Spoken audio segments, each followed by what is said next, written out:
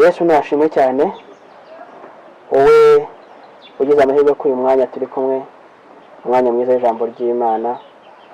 Wowe waramutse uyu munsi wagize amahirwe yo kuba uri muzima. Imana yongere ishimwe cyane kubw'imiryango yungutse abana. Imana ishimwe cyane kubw'abantu babonye ibyiza. Imana ishimwe cyane kandi ku bantu yakomeje bahuye n'ingorane nabo bakaba bakifitiye Imana ibyiringiro. Imana nishimwe cyane kuko ari urukundo, kandi Imana ishimwe ko ari byose. Mvuze bino kubera yuko mu kuboko kw'Imana harimo byose. Mvuze bino kubera yuko Imana ariyo itwitayeho. Najya nkubwire rero ngo Imana y'amahoro ikorere neza, kandi Imana y'amahoro ikwiteho ikugirire neza. Nukurikiye ibyo tuzi n'ubundi, aha ni hahandi ku isoko y'ijambo ry'Imana. Ijambo ry'Imana ryatumye tubaho, ijambo ry'Imana ryatumye tuba bazima, ijambo ry'Imana ryadukomeje, ijambo ry'Imana ryatugize abantu, ijambo ry'Imana ryaturemeye urugo, ijambo ry'Imana ryatugize abagabo, ijambo ry'Imana ryatugize ababyeyi bo kubyara abana tukaba twitwa papa runaka. Imana ishimwe cyane kuko Imana yari kugize uko nguko ikoresheje ijambo ryayo. Imana y'amahoro ikwiteho. Nimbarwa bukeye n'ubundi Mugisha Jean de Dieu muri kumwe kuri uyu mwanya wo kuganira ijambo ry'Imana. Bisanzwe mubimenyereye yuko iyo ufunguye ukareba usanga ari ijambo ry'Imana tugiye kuganira. Nagira nkubwire ngo Imana y'amahoro ikorere neza, kandi Imana ikwiteho. Nje kukuganira ijambo ry'Imana rigarura ibyiringiro, rikwereka kunesha, rikwereka uburyo bwo kwihangana, rikwereka kandi iturufu yo kubana n'Imana, ndetse no gutuma ibiguhiga byose biterwa ubwoba nawe. Ibiguhiga n'ibikurwanya biterwa ubwoba nawe bivuye mu mbaraga z'Imana n'ubushobozi bw'Imana. Dufite intego y'ijambo ry'Imana ivuga ngo guhamya imbaraga z'Imana bigatera ubwoba ababisha bawe. Guhamya kunesha kw'Imana bigatera ubwoba ababisha bawe n'ibindi byose bikwihiga kubera wahamije Imana. Imana nishimwe cyane kuko kenshi iyo ubase umuntu imbaraga afite, abashaka kuzamushotora baramutinya. Iyo ubuze gukomera k'umuntu kenshi na kenshi usanga batari bamuzi neza, bahita bavuga ati runaka burya arakomeye. Ariko hano nagira ngo guhamya imbaraga z'Imana bigatera ubwoba ababisha bawe. Twagiye tubona abantu benshi bagiye bahamya Imana, kuko iyi Imana iyo uyihamya ndetse kandi ukayivuga ubushobozi bwayo, nayo ubwayo ihita ikora imbaraga zayo igahita zitera ubwoba babandi baguhiga, ndetse n'abandi bagira bate bari basanzwe bagufataho ijambo bakagufata uko bishakiye. Ariko iyo bumvise guhamya imbaraga z'Imana bagira ubwoba. Umubisha wese cyangwa se umuntu wese urwana n'undi n'ukurwanya aba ategereje kumenya ngo ni hehe ukura ubushobozi, ni hehe ufite intege nkeya kugira ngo abe ariho akurasa. Ariko iyo amaze kumva kenshi na kenshi muri wowe uri guhamya imbaraga z'Imana, ahita abura ukuntu abigenza akagira ubwoba. Imana nishimwe cyane rero. Hari abantu benshi bagiye batubera intangarugero, bagiye bavuga gukomera kw'Imana bigatuma ababisha babo bagira ubwoba ndetse bagira n'intege nkeya.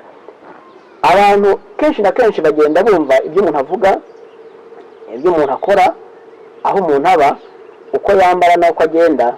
Kenshi agatavuga ati uyu nguyu nuko ari runaka, batunze iki, bafite gutya. Ariko iyo uri kuvuga imbaraga z'Imana, ikintu nkundira Imana yo kabyara abahungu n'abakobwa, iyo itandukanye n'abantu, ushobora kuvuga ko wirata ikabona nta kintu uri kuvuga. Ariko iyo uri kuyihamya, uri kuvuga ineza yayo n'imbaraga zayo, iragushyigikira. Hano bageze kutuganira batubwira ngo iyo uzamuye amaboko y'Imana icyubahiro, kuko ari icyayo n'ubundi, nawe gukoreramo nawe baguha icyubahiro, kaguha gukomera. Kubera yuko n'ubundi iyo icyubahiro ni icyayo, nawe ubona yuko ugikwiriye, kandi Imana yari iguhaye icyubahiro. Icyubahiro cyawe cyari gifite agaciro kuko icyo abantu baguha, kuko nubwo icyano baguha bigaragara ko kiryoshye ndetse bigaragara ko gifite agaciro, ariko nta kintu kiryoha nk'icyo hawe n'Imana. Imana ni ishimwe. Niyo mpamvu ngo guhamya imbaraga z'Imana gatera ubwoba ababisha bawe. Iyo uri guhamya ko Imana ishoboye, uri kuyivuga, uri kuyigaragariza abantu, ndetse n'ababyumva ariko kumva hirya no hino baterwa ubwoba nuko batari bazi neza ko ufite umurengezi. Ariko dufite umutabazi, Imana ishobora byose, Imana y'imbaraga n'urukundo n'ubushobozi. Benshi bajya bayivuga imivugo, abandi ariko ntiwabona ukuntu yivuga. Dawidi yaravuze ngo Imana ni ya kuri kuna bigenza, kuko yaramaze kubona ko Imana ishoboye. Rero nabundi tugiye gufata bimwe mu ngero z'abantu bagiye baba icyitegererezo cyo kuvuga imbaraga z'Imana no guhamya Imana no kugendana n'Imana, ababisha bakagira ubwoba. Kandi ababisha baterwa ubwoba nuko basanzwe ufite ibyiringiro ndetse basanze ugifite guhamya ukurwanirira. Naho uturwanirira rero hano tuneshereza wundi asibye Imana y'imbaraga n'Imana y'ubushobozi n'Imana y'urukundo. Tugiye gusoma Zaburi ya 18, dusome guhera ku murongo wa mbere tugeze ku murongo w'8, twumve ukuntu Dawidi yatinyukaga guhamya Imana ndetse yanavugaga Imana kugira ngo abantu bose bavuge ngo turabizi neza ko Imana ishoboye byose, kandi koko Imana yacu twiringiye irashoboye, kandi Imana yacu ifite imbaraga n'icyubahiro no gukomera, kunesha n'ibyayo, Imana nihimbazwe. Zaburi rero tugiye kuvuga cyangwa turi buvugeho hagaramo guhimbaza Imana no kuvuga imbaraga zayo, nk'uko intego y'ijambo ivuga ngo guhamya imbaraga z'Imana bigatera ubwoba ababisha bawe. Umurongo wa mbere ngo Zaburi yahimbwe n'umutware w'abaririmbyi ni ya Dawidi umugaragu w'Uwiteka, wabwiye Uwiteka amagambo y'iyi ndirimbo ku munsi Uwiteka yamukirije amaboko y'abanzi be n'aya Sawuli ati. Atangira kuvuga Imana aguhamya imbaraga zayo. Ndagukunda ni wowe mbaraga zanjye, Uwiteka ni igitare cyanjye n'igihome cyanjye kinkingira, ni umukiza wanjye, ni Imana yanjye, ni urutare rwanjye rukomeye, niwe nzahungiraho, niwe ngabo inkingira, ni ihembe ry'agakiza kanjye, ni igihome cyanjye kirekire. 4. Nzajya nambaza Uwiteka ukwiriye gushimwa, nibwo nzakizwa abanzi banjye. Ingoyi y'urupfu yarangose, imyuzure yo kurimbuka yanteye ubwoba, ingoyi z'ikuzimu zantaye hagati, ibigoyi by'urupfu byantanze imbere. Mu mubabaro wanjye nambaje Uwiteka, ntakira Imana yanjye, yumvira ijwi ryanjye mu rusengero rwayo, ibyo natakiye imbere yayo biyinjira mu matwi. Umurongo w'8, maze isi iratigita ihinda umushyitsi, imfatiro z'imisozi nazo ziranyeganyega zitigiswa n'uburakari bwayo. Imana nishimwe kandi Imana nihimbazwe. Yari amaze kubona yuko avuye hano, navuga ngo wabwiye Uwiteka amagambo y'indirimbo mu munsi Uwiteka yamukirije amaboko y'abanzi be n'aya Sawuli. Nagira mbabwire ngo yo guhimbaza Imana no kuvuga imbaraga zayo bitera ubwoba ababisha, kuko hano Dawidi yarimo ayishimira, ayivugira umuvugo, ayiririmbira, ayivuga ngo Mana ndakubonye, kuko nawe cyagiye uyibonye uba ukwiriye kubivuga. Iki kintu ni ikintu gikomeye cyane. Iyo turi kuvuga imbaraga z'Imana no kunesha no gukomera kwayo, bituma ababisha n'ibindi byose byatwirukankanaga bitiye ubwoba, bigatigizwa nuko byumvise Imana isumba byose, Imana y'imbaraga, Imana y'urukundo, Imana y'ubushobozi, Imana inesha byose, Imana itagira ikintu na kimwe ihishwa, nawe ukayivuga ugahamya imbaraga zayo. Uriya mu rusengero kenshi na kenshi iyo umuntu abona igihe cyo gushima Imana akavuga ineza yakoze, bituma abandi bari bicaye mu rusengero bongera kubona imbaraga. Nuko abakristo muri iyo minsi barwaye indwara mbi y'isesemi isigaye ituma abantu bumva umuntu ari gushima Imana n'imbaraga z'Imana, bakumva ko ari kwirata, ari kwihimbaza. Ariko mureka avuga Imana icyo yakoze, basi wowe nimba wumva urisuzuguye, ariko hari undi muntu bifite icyo byari kubaka. Kuko iyo waje waba uraye mu rusengero hakagira umuntu uvuga ko yamaze iminsi 5 atarya, Imana ikaba yamugaburiye, bimuha icyizere cy'uko Imana yiringiye ishoboye, akavuga ngo nange reka ntegereze umunsi wanjye, nange reka ntegereze igihe cyanjye. Ariko iyo utangiye kumwe mu mwanya batangira kuvuga ngo ndayo mashimwe watwara igihe. Hari ahantu hamwe nigeze kujya gusengera bintera agahinda, ntabwo nahavuga kuko ubwo naba ntabaye inyangamugayo cyangwa nabaye umunyamwuga. Ubundi ntunguzwa nuko abantu banditse basaba gushima Imana babanza kubaza ngo muri bushime iki. Ugasanga umuntu batari bushime ko aguze imodoka, ko yabyaye, ko yakoze ubukwe, ibintu nyine ngo bikorera abantu bose batangarira ngo ntakwiye kubona umwanya. Ariko burya muri ibeshye ishimwe ry'Imana uko ringana kose, kuko umuntu Imana yaguhaye umufungo w'ibijumba cyangwa se bita umushombo w'ibijumba, ishimwe afite bingana n'iby'umuntu nawe wari yaramaze kuvuga ngo nawe ndashaka kugura imodoka akaba yayiguze. Imbere y'Imana hari n'igihe wundi washimye ibyo kurya, ishimwe ryayo bye Imana iriha agaciro kuruta yandi waje kuvuga iby'imodoka. Kuko hari n'igihe utabivuga ushimira Imana, hari n'igihe uri kuvuga ngo njye narakoze cyane, urabona business zanjye ziragenda, urabona ibintu byose nzo ubwenge ngewe. Icyo gihe n'ubundi imbaraga z'Imana ntabwo zaje gukorana nawe, n'urukundo rw'Imana ntabwo zaje gukorana nawe, kuko n'ubundi waje kwihimbaza. Ariko umuntu iyo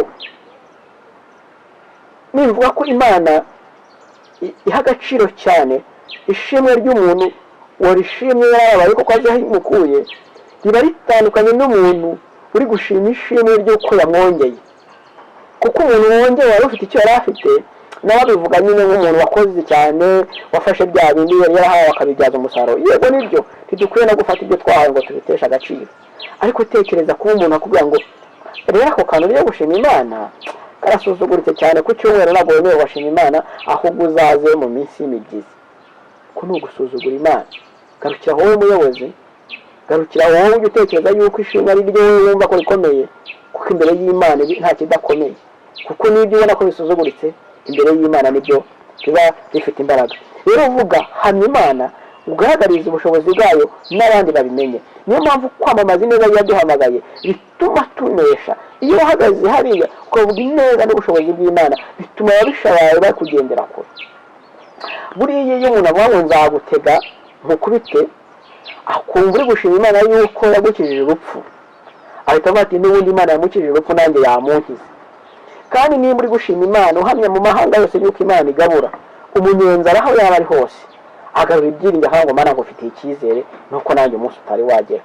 Rero ibyo ngibyo bitera ubwoba ababisha bawe, kuko n'ubundi iri kuvuga ineza y'Imana bituma imbaraga z'Imana ziba nyinshi kuri wowe, kandi bituma Imana nawe guhita ikwamamariza mu bandi bantu ko uri umukozi wayo. Imana nishimwe kandi Imana nihimbazwe. Reka dusome igitabo cya Nehemiya igice cya 4. Nehemiya igice cya 4 umurongo w'8 kugeza ku 9. Nehemiya igice cya 4 umurongo w'8 kugeza ku 9. Handitse aya magambo avuga ngo, umurongo w'8 avuga ngo, nitegereje ndahaguruka mbwira abantu b'imfura n'abatware n'abandi bantu bose nti ntimubatinye, mwibuke Uwiteka umwami ukomeye uteye ubwoba, murwanire bene wanyu, abahungu n'abakobwa banyu n'abagore banyu n'ingo zanyu. 9.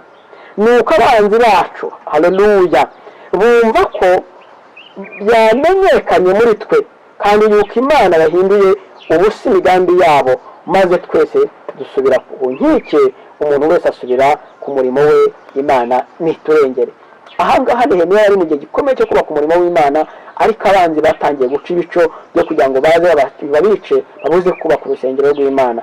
Arangira avuga ngo nimwibuke Uwiteka Imana yanyu. Nawe rero hamya imbaraga z'Imana, abanzi bawe bazumva imbaraga z'Imana bigatera ubwoba, kandi bazamenya yuko byamenyekanye yuko Imana yahinduye ubusa imigambi yabo.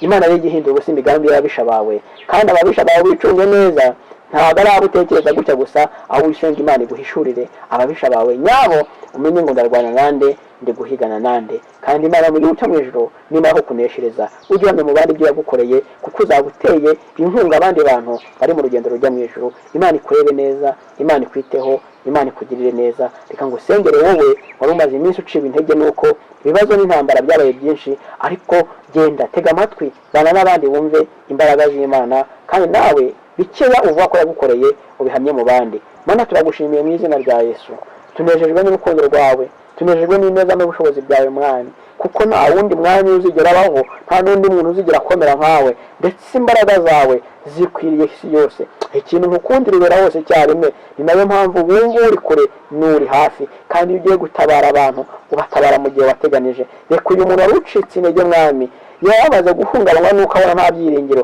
ariko yumve yuko uri Imana ishoboye, ndetse yumve imbaraga abandi bantu bose batabarishije, kuko ukwawe kuri buryo gukomeye niko kugutegekera, kandi nabo nibanesherezwe nibakomezwe no kuri Imana. Ndagushimiye kuri Imana ihembura, ndagushimiye kuri Imana imara agahinda, ndagushimiye kuri Imana yita ku muntu, ndetse no mu gutaka kwe ikamurengera. Icyubahiro n'ubutware kwinjira no gupfukamirwa n'ibyawe none n'iteka ryose, amen.